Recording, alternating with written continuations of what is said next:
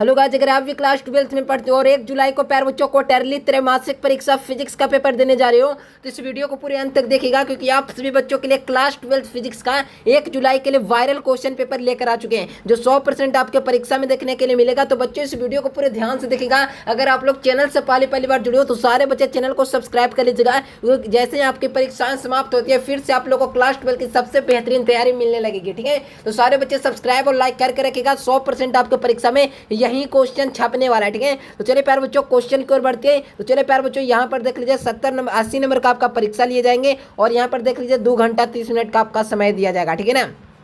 चलिए पहला number question यहाँ पे देखिए प्यारे बच्चों, यहाँ पे देखो 20 सेंटीमीटर फोकस दूरी वाली उत्तर लेंस की क्षमता पूछा जा रहा है। ठीक है ना, कितना सेंटीमीटर, तो 20 सेंटीमीटर वाला। तो इसका क्या हो जाएगा, 5 डायोप्टर बिल्कुल प्लस में हो जाएगा, यानी 5 डायोप्टर इसका निकलेगा। ऑप्शन नंबर डी इसका बिल्कुल करेक्ट आंसर हो जाएगा। मिला लीजिए 100% आपके परीक्षा में गारंटी लिया हूँ यही क्वेश्चन रहेगा, हूबहू यही क्वेश्चन छपने वाला है। ठीक है, और जो बच्चे सब्जेक्टिव आंसर चाहते हैं इस नंबर पर मैसेज करो और व्हाट्सएप ग्रुप को सारे बच्चे ज्वाइन कर लीजिए इस नंबर पर मैसेज करके। ठीक है ना, व्हाट्सएप ग्रुप को ज्वाइन कर लीजिए। ऑब्जेक्टिव सब्जेक्टिव का आंसर सबसे पहले यहीं पर दिया जाएगा। प्रकाश का पूर्ण आंतरिक परिवर्तन संभव नहीं है जबकि प्रकाश अपरिवर्तित होता है, यानी कि मेरे प्यारे बच्चों इसका करेक्ट आंसर क्या हो जाएगा, तो याद रखिएगा कांच से वायु में हो जाएगा। ऑप्शन नंबर डी इसका बिल्कुल करेक्ट आंसर हो जाएगा। नेक्स्ट क्वेश्चन की ओर बढ़िए प्यारे बच्चों। कहा जा रहा है यहाँ पर देख लो, कहा जा रहा है कि फ्रिज में द्वारा प्रकाश को 7 रंगों में तोड़ने की क्रिया को क्या कहते हैं, यानी कि फ्रिज में द्वारा प्रकाश के 7 रंगों में तोड़ने की क्रिया को वर्ण विक्षेपन कहते हैं। क्या कहते हैं, वर्ण विक्षेपन। करेक्ट आंसर की बात की जाए सी नंबर ऑप्शन आप लोग को याद रखना है। 100% प्यारे बच्चों यही क्वेश्चन आपके 1 जुलाई के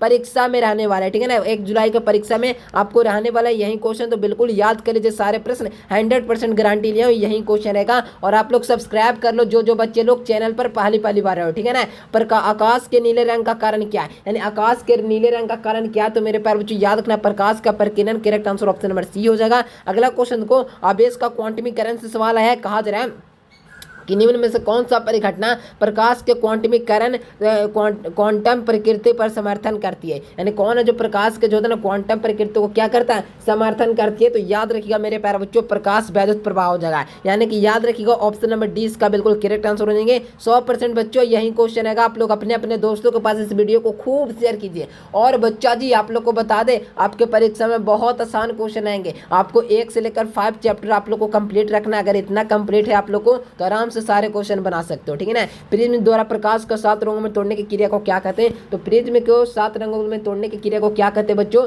तो आप लोग को याद रखना प्रकाश के 7 रंगों में तोड़ने की क्रिया को हम लोग क्या कहते हैं। तो मेरे प्यारे बच्चों बहुत अच्छा बहुत अच्छा, बहुत सारे बच्चे का आंसर देख रहा हूँ वर्ण विक्षेपन कहते हैं। ऑप्शन नंबर क्या हो जाएगा बच्चों, तो ऑप्शन नंबर सी इसका बिल्कुल करेक्ट आंसर हो जाएंगे। आकाश का रंग नीले दिखने का कारण क्या है, तो इसका मैंने बता ही दिया मेरे प्यारे बच्चों प्रकाश का परिकीर्णन। सेम क्वेश्चन आ रहा है यहाँ पर देख लो। यहाँ पर से देखिए आप लोग, किसी भी खोखले गोले चालक के ध्यान आवेशित किया जाता है तो उसके अंदर विभव होगा, यानी जब खोखले गोले को जो होता है प्यारे बच्चों अंदर आवेशित किया जाता है तो उसका विभव क्या हो जाएगा, 0 हो जाएगा। याद रखिएगा ऑप्शन नंबर ए हो जाएगा। यहाँ पर देखो प्यारे बच्चों खुले विद्युत परिपथ में किसी बिंदु पर मिलने वाले सभी धाराओं का योग क्या होता है, तो बीजगणितीय योग 0 होता है। क्या होता है मेरे प्यारे बच्चों, 0 होता है। क्या इसे किसका है, तो मेरे प्यारे बच्चों ये है प्रथम नियम। ठीक है ना, किसका प्रथम नियम है, तो मेरे प्यारे बच्चों किरचॉफ का प्रथम नियम है। ठीक है ना, याद रखिएगा। साइक्लोट्रॉन में किसी आवेशित कण को अवर्त करती है तो भी हो, तो इसका मान क्या हो जाएगा। ठीक है, तो यहाँ से आप लोग को याद रखना मेरे प्यारे बच्चों, यहाँ से हो जाएगा टी समान, यहाँ पे क्या हो जाएगा टी समानुपाती 1/v/q, v के घात में 3 हो जाएगा। याद रखिएगा ऑप्शन नंबर डी इसका बिल्कुल करेक्ट आंसर हो जाएगा।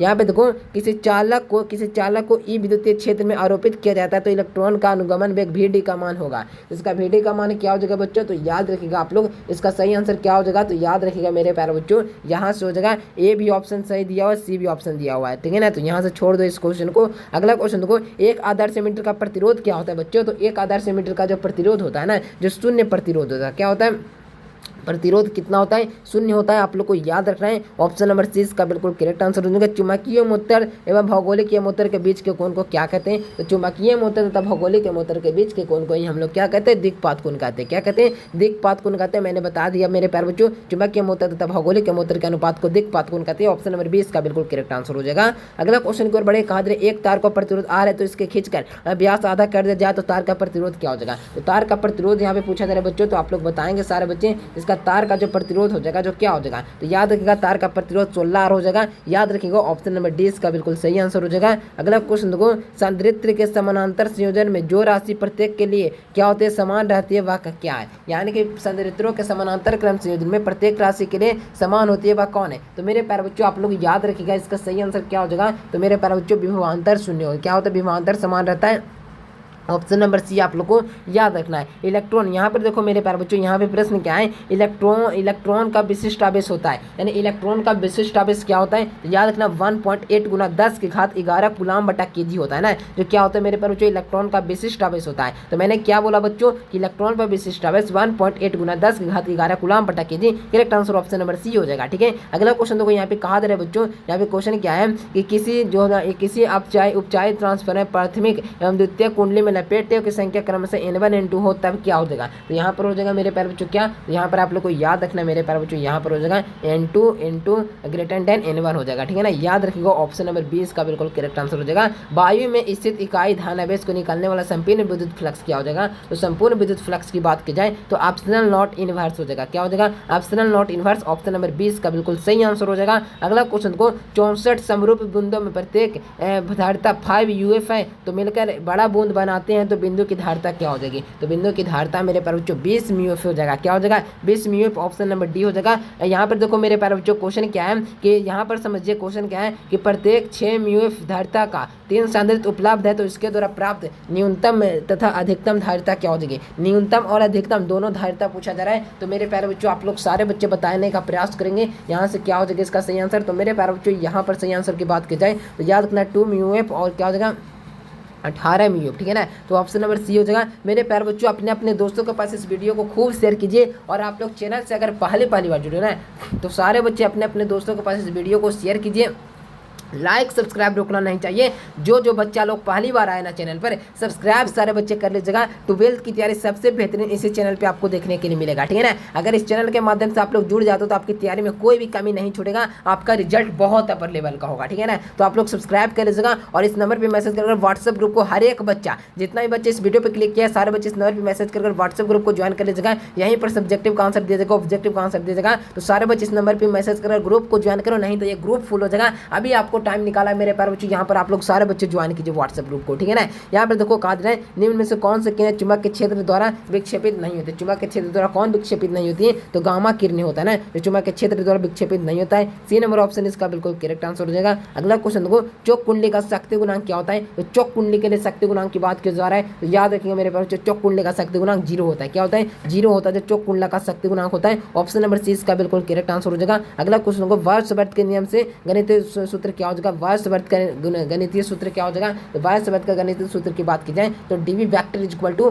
μ0/4 पाई यहाँ पे IDL गुना और वेक्टर क्रॉस में क्या हो जाएगा और वेक्टर अपॉन में RSQ हो जाएगा। ठीक है ना, यहाँ से लगा दीजिएगा ऑप्शन नंबर ए। यहाँ पे आप लोग को फार्मूला याद है ना, वायु सवर्त का नियम बंद वक्र के परितः चुंबकीय क्षेत्र के रेखीय समाकलन उस बनाने वाले धारा का मिनट गुना I होती है। मेरे प्यारे बच्चों लगा दीजिए ऑप्शन नंबर ए इसका बिल्कुल करेक्ट आंसर हो जाएगा। ठीक है ना, यहाँ पे देखो निकेल है मेरे प्यारे बच्चों, तो निकेल क्या है, तो निकेल एक प्रकार का है जो आप लोग को बता दें कि निकेल एक प्रकार का क्या है, तो लौह चुंबकीय पदार्थ है। क्या है मेरे बच्चों, लौह चुंबकीय ऑब्जेक्ट है। याद रखिएगा ऑप्शन नंबर सी इसका बिल्कुल करेक्ट आंसर हो जाएगा। ठीक है, अगला क्वेश्चन देखो यहाँ पे देखो एक उभयोत्तल लेंस का प्रत्येक तल की तीव्रता 20 सेंटीमीटर है, तो लेंस का पदार्थ का अपवर्तनांक 1.5 है, तो लेंस का फोकस दूरी पूछा है, यानी लेंस का फोकस दूरी क्या हो जाएगा, तो लेंस का फार्मूला यहाँ पे लगाना 1/v - 1/u = 1/f का वाला फार्मूला लगाइए और यहाँ पर सिद्ध कर डालिए। ठीक है ना, तो यहाँ पर तेज का क्या हो जाएगा, तेज का आप लोग निकालोगे तो ऑप्शन नंबर सी 20 सेंटीमीटर हो जाएगा। ऑप्शन नंबर सी इसका बिल्कुल करेक्ट आंसर हो जाएगा। यहाँ पे देखो प्यारे बच्चों प्रकाश की किरण जब अपवर्तनांक 3/2 है और अपना 4/2 है तो इसका कोण क्या हो जाएगा, तो मेरे प्यारे बच्चों इसका निकालोगे तो यहाँ पे क्या हो जाएगा,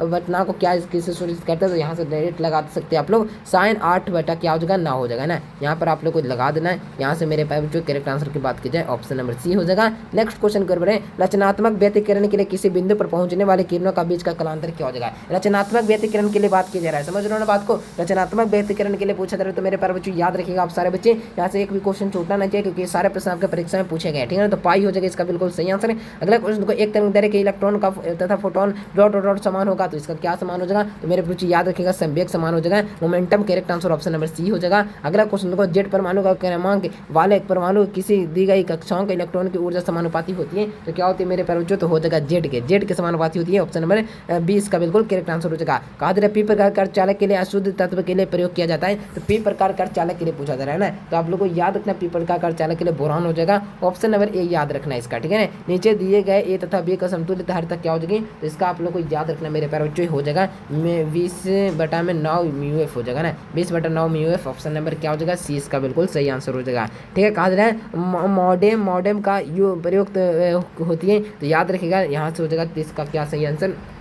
तो 30 नंबर क्वेश्चन का भी आप सारे बच्चे याद रखना, मॉड्यूलेशन और डिटोमोडुलेशन दोनों के लिए होता है। ऑप्शन नंबर क्या लगाओगे बच्चों, तो ऑप्शन नंबर डी यहाँ से लगाइए और तबाही मचा दीजिए परीक्षा में। यहाँ पर देखो मेरे प्यारे बच्चों, इसका क्या हो जाएगा, यहाँ पे इसका स्थितिज ऊर्जा पूछा जा रहा है, वादुत स्थितिज ऊर्जा की बात की जा रहा है, तो वादुत स्थितिज ऊर्जा होता है ना, वादुत स्थितिज ऊर्जा यहाँ से निकालोगे तो क्या आंसर निकल के आएगा, तो यहाँ पे वादुत स्थितिज ऊर्जा की बात की जाए तो -2.25 जूल हो जाएगा। क्या हो जाएगा 2.2 यानी कि -2.25 जूल हो जाएगा। करेक्ट आंसर की बात की जाए सी नंबर लगाइए और तबाही मचा दीजिए, ठीक है ना। खूब दोस्तों के पास वीडियो को शेयर कीजिए और चैनल पर जो बच्चे पहली बार आए हैं सारे बच्चे सब्सक्राइब कर लीजिए। विद्युत ध्रुव के कारण निरक्षीय स्थिति में विद्युत विभव का मान क्या हो जाएगा, निरक्षीय स्थिति की बात की जाए तो यहाँ पे 0 हो जाएगा निरक्षीय में, और समझ रहे हो ना, यहाँ पे कट कुट कर 0 आ जाता है, ठीक है ना। यहाँ पर क्या हो जाएगा, तो 33 का हो जाएगा डी नंबर मेरे पर 24 वाट हो जाएगा। अगला क्वेश्चन देखो, कहा जा रहा है प्रेरक प्रतिघात होता है, तो प्रेरक प्रतिघात होता है ना मेरे पर बच्चों, फार्मूला आप लोग पढ़ेंगे, एक्सएल = 2πfl होता है। क्या होता है 2πfl होता है प्रेरक प्रतिघात पर क्या हो जाएगा, एक्सएल = 2πfl हो जाएगा, ठीक है। ऑप्शन नंबर क्या हो जाएगा, ए इसका बिल्कुल सही आंसर हो जाएगा।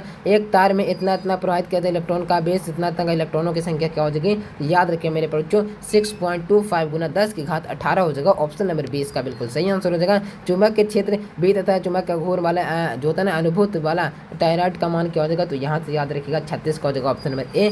टॉयलिन बराबर क्या हो जाएगा मेरे बच्चों, एम वेक्टर क्रॉस में वी वेक्टर हो जाएगा। ऑप्शन नंबर ए इसका बिल्कुल सही आंसर हो जाएगा। अनुचुंबकीय पदार्थ की प्रवृत्ति कासी होती है, तो अनुचुंबक पदार्थ की प्रवृत्ति की बात की जाए तो स्थिर होती है। क्या होती है, अनुचुंबक पदार्थ की जो प्रकृति होता है तो अस्थिर होती है, याद रखिएगा ऑप्शन नंबर ए हो जाएगा, ठीक है ना। डायनेमो का कार्य सिद्धांत आधारित है, तो डायनेमो का जो कार्य सिद्धांत आधारित है तो किस पर आधारित है बच्चों, तो याद रखना है विद्युत चुंबक के प्रेरण पर, यानी विद्युत चुंबक के प्रेरण पर डायनेमो का कार्य सिद्धांत आधारित है। ऑप्शन नंबर 20 का बिल्कुल करेक्ट आंसर हो जाएंगे, विद्युत चुंबक के प्रेरण पर। ऑप्शन नंबर बी आप सारे बच्चे रट जाइएगा, ठीक है ना। सारे प्रश्न आपके परीक्षा में यही रहेगा, आप लोग टेंशन मत लीजिए, घबराइए नहीं, जितना दे रहा हूँ कर लीजिए, तबाही आप लोग ही मचा कर रहोगे। एल परिपथ का शक्ति गुणांक क्या होता है, तो एल आर परिपथ के लिए शक्ति गुणांक की बात की जाए तो मेरे प्यारे बच्चों क्या हो जाएगा, आर बटा में रुकिए एक second, are √r² plus ओमेगा² l², उसमें ऑप्शन नंबर क्या हो जाएगा, सी लगा देना इसका, ठीक है ना। चलो 40 नंबर क्वेश्चन देखो, प्रतिवर्ती धारा में इतना का बीच धारा का क्या क्या तो बाटीहीन घटक होगा, तो बाटीहीन घटक की बात की जा रहा है, तो मेरे प्यारे बच्चों याद रखिएगा आप सारे बच्चे 40 नंबर क्वेश्चन का